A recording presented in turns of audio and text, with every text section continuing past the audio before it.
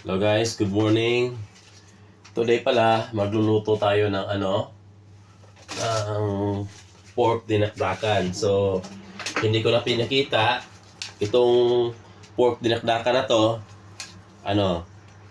Tapos ko lang ma-slice, naihaw ko na. So, luto na to.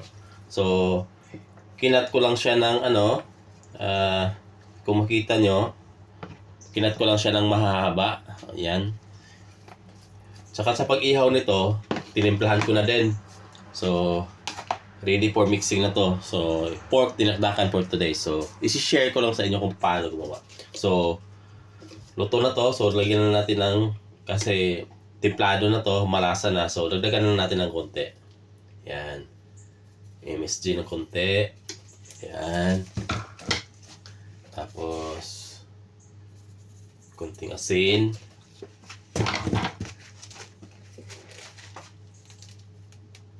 Black pepper.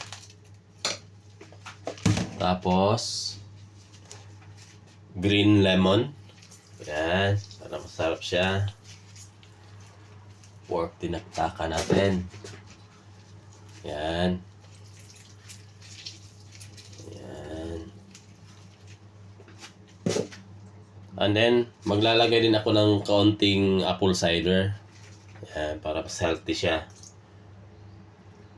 Yan.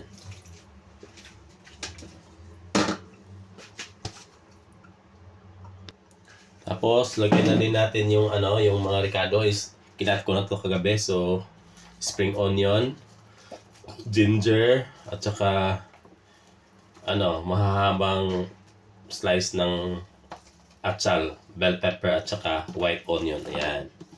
Pinaghalo ko na lahat. Totally mix din naman siya. Yan.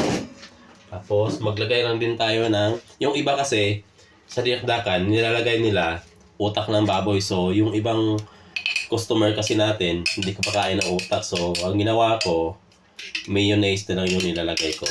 So, ito. Yan. Itong niluto nating dinakdakan, 4 na kilo lang to. Ayan. Okay. Yan lang. At saka mix lang din tayo. Ayan. Ayan. Ang bango. Ayan.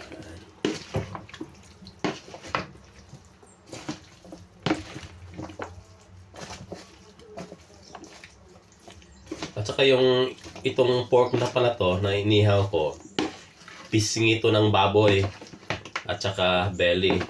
Yung iba din, ginagamit nila buong pisngi ng baboy, so maraming taba. So sa akin, iniba ko, may twist. Para hindi masyadong mataba siya, ginagamit ko konting pisngi ng baboy at saka belly. Para may laman naman. Yan. I-mix mo lang siya.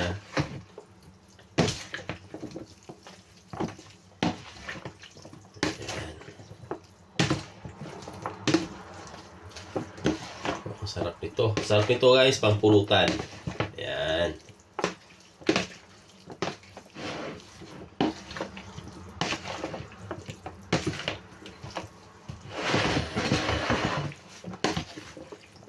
Ayan po.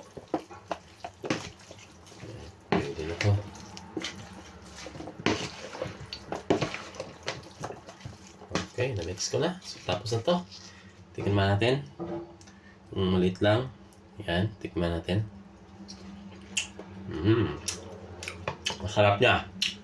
Thank you so much, wife.